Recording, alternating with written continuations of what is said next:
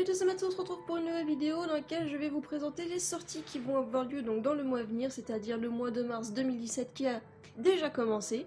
Et donc du coup le but c'est pas de vous faire un résumé ou de vous donner des infos etc, sauf si je me suis renseigné dessus, c'est vraiment juste de vous donner le titre, la maison d'édition et le jour de la sortie, comme ça au moins vous pouvez vous les procurer et vous tenir au courant des sorties de ce mois. Je vais vous donner les infos par maison d'édition et ensuite par date. Je vais pas non plus vous donner tous les mangas qui sortent, mais ceux qui m'ont un petit peu accroché. Mais bon, il y en a déjà quand même 59. Hein. Voilà, c'est déjà pas mal. Et pour commencer, donc, je vais vous parler de la maison Akata qui propose donc deux mangas le 9 mars 2017. Il s'agit de Moving Forward. Donc il propose directement les deux premiers tomes. Je peux pas vous en dire plus. Mais il y a également donc le manga Bloody Delacan Girl Chainsaw, le tome 6. Donc du coup, si vous avez commencé cette série, vous allez pouvoir la continuer. Ensuite, une maison d'édition qui vous parlera peut-être un peu plus, il s'agit de Delcourt Cam, et donc il y a beaucoup de nouveautés, une assez grosse sélection pour eux. Et donc pour commencer cette sélection, le 1er mars sortira le tome 16 de Food Wars et le tome 5 de Killer Instinct. Le 8 mars commencera une nouvelle série qui s'appelle Je voudrais être tué par une lycéenne. Je pense que tout est dans le titre, hein, on a un petit peu l'idée de l'intrigue. Je peux pas vous en dire plus, mais voilà, on sait jamais, ça peut peut-être vous intéresser. Ensuite, le 15 mars sortira le tome 17 de À fleur de peau et le tome 8 de Kiss Him Not Me.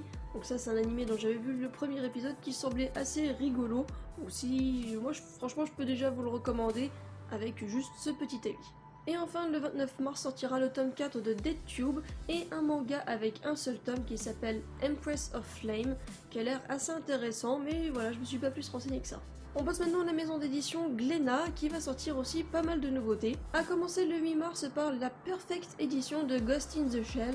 Et franchement, quand on regarde la couverture, je suis un petit peu déçue pour Ghost in the Shell. Je m'attendais à quelque chose d'un peu plus frappant et un peu plus dark. Ensuite, il y aura le tome 2 du Couvent des damnés et le tome 37 de Captain Tsubasa. Je ne pensais pas que cette série était encore en cours, donc de manière générale en France ou autre. Et franchement, je suis assez surprise parce que pour moi, Captain Tsubasa, c'est extrêmement lointain. Et ensuite, le 22 mars, Glénat nous proposera de découvrir donc le tome 3 de Gumn, édition originale, et le tome 3 de Stray Dog. On passe maintenant à une autre maison d'édition qui vous parlera peut-être, il s'agit de Kana, et notamment avec l'une de ses séries phares, Naruto, qui ce mois-ci va proposer le 3 mars le roman de Shikamaru. Donc on connaissait déjà le roman de Jiraiya et le roman de Kakashi, cette fois c'est un roman dédié à Shikamaru. Et également le premier tome de Boruto, Naruto Next Generation, donc on commence l'histoire de Boruto avec ce tome. Également le 3 mars sortira le tome 42 de Gintama, et le tome 19 de Trinity Blood. On passe directement au 17 mars avec la sortie du tome 2 du manga français Booksters, le tome 33 de Hunter x Hunter et le tome 3 de Psychopath Inspecteur Shinya Kogami. J'espère que je l'ai bien prononcé, bon, n'est pas rigueur. On passe maintenant à une autre maison d'édition qui commence par K, il s'agit de Kazé, et donc là il va y avoir pas mal de noms qui vont certainement vous parler.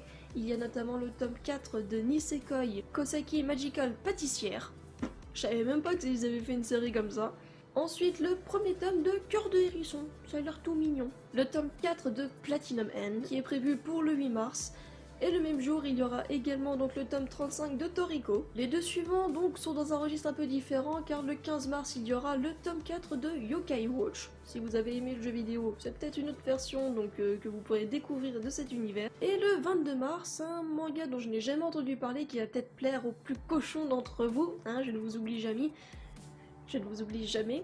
Il s'agit de No Money et c'est un manga qui est interdit au moins de 18 ans et qui est classé yaoi. Une maison d'édition que j'aime pas mal car j'ai de plus en plus de mangas de chez eux. Il s'agit de Kion qui propose ce mois-ci donc le tome 4 de Real Life, le tome 4 de Outlaw Players, ça je ne connais pas du tout. Dites-moi dans les commentaires si vous me le recommandez. Le tome 5 de Awoken, le tome 3 des Fleurs du Mal, donc ça je sais que j'ai mon ami donc Ultimate Manga qui a fait une vidéo pour présenter ce manga, donc je vous invite à aller la voir si ça vous intéresse. Et une nouvelle série qui s'appelle La Reine d'Égypte. Donc moi déjà de but en blanc ça m'intéresserait parce que j'aime beaucoup donc tout ce qui est mythologie etc. Donc hop, je vois des pharaons d'Égypte et tout ça m'intéresse.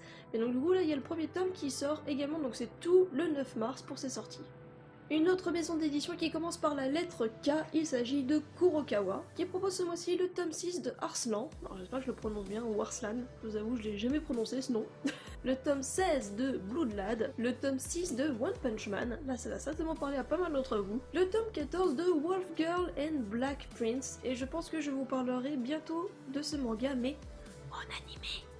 Et apparemment un manga avec un tome unique qui s'appelle Le Comte de Monte Cristo, donc comme quoi les japonais en ce moment aiment bien réadapter donc des légendes ou des histoires ou autres provenant de France. Et tous ces mangas donc de chez Kurokawa sortiront également le 9 mars.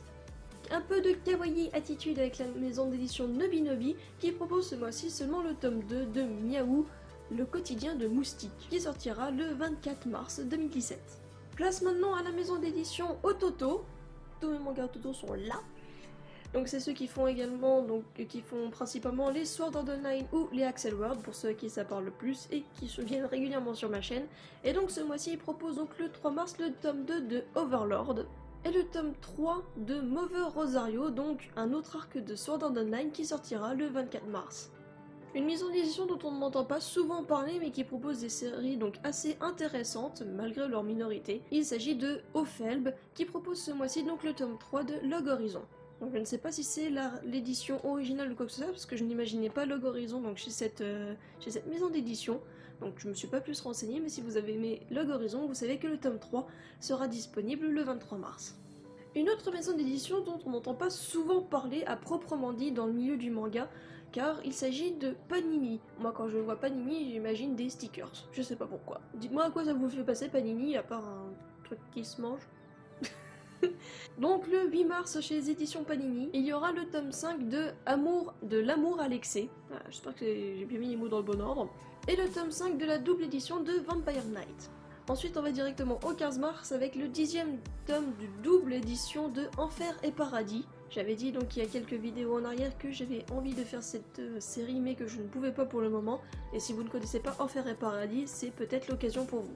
Également une autre double édition, cette fois de Saint Seiya épisode G, qui sortira donc son tome 10 ce mois-ci. Et ensuite toujours le 15 mars, le tome 6 de Saint Seiya épisode G Assassin. Donc voilà, je pense que vous voyez pourquoi il y a certaines séries qui sont sympas, mais je ne pensais pas que c'était chez Panini. Maintenant on passe à une maison d'édition qui vous fera probablement sourire si vous ne connaissez pas trop bien les noms. Il s'agit de la maison d'édition Pika, qui va proposer un certain nombre de mangas également, donc j'ai fait une petite sélection, à commencer par ce qui sortira le 1er mars. Il y a le tome 4 de Alice in Murderland, le tome 7 de Count Trouble, le tome 35 de Fairy Tail, le tome 2 de Ex-Humans. Donc là je vous avoue le titre m'intéresserait mais je ne connais pas du tout l'histoire. Ensuite une nouvelle série de la licence Attaque des Titans qui propose cette fois une série qui s'appelle Lost Girl. Pika va directement sortir les tomes 1 et 2. Je sais pas s'il y en aura d'autres par la suite mais déjà il y a les deux qui sortent le même jour. Et enfin le tome 14 de la série LDK. On passe maintenant au 8 mars avec la sortie du tome 2 sur 2 du light novel Attaque des Titans Arch Mistress of City. Donc je vous avoue, je ne savais pas qu'ils faisaient des light novels pour Attaque des Titans, mais bon, si ça vous intéresse, vous pouvez les découvrir. Et ensuite, le 15 mars, il y aura le premier tome de Fuka. Donc apparemment, Fuka, c'est un personnage qu'il y avait dans la série Suzuka. Donc si vous aimez cette série, vous pouvez continuer un peu à vivre parmi ces personnages. Et ensuite, donc aussi le 15 mars, le tome 5 de Stray Souls.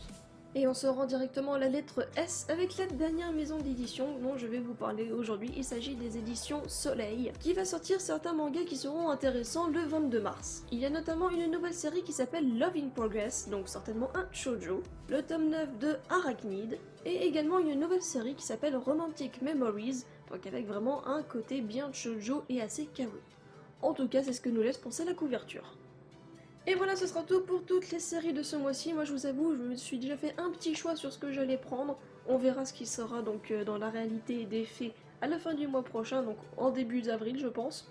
En tout cas j'espère que ce concept vous plaît et en fait vous permettra de ne pas avoir à chercher partout pour retrouver les séries. Voilà, j'essaie de regrouper les plus grosses séries. Si vous avez une maison d'édition que je n'ai pas citée et dont vous aimeriez avoir l'actualité, n'hésitez pas à me le dire dans les commentaires, je le rajouterai pour le mois prochain. J'espère également que je n'ai pas trop écorché le nom de vos séries favorites et on se retrouvera très vite pour une prochaine vidéo, ne vous en faites pas. Si vous avez aimé, n'hésitez pas à laisser un petit pouce en l'air, ça me donnera un bon avis sur ce que vous avez pensé sur cette vidéo. En tout cas, je vous remercie à nouveau de l'avoir regardé et on se retrouve dans une prochaine vidéo. Salut!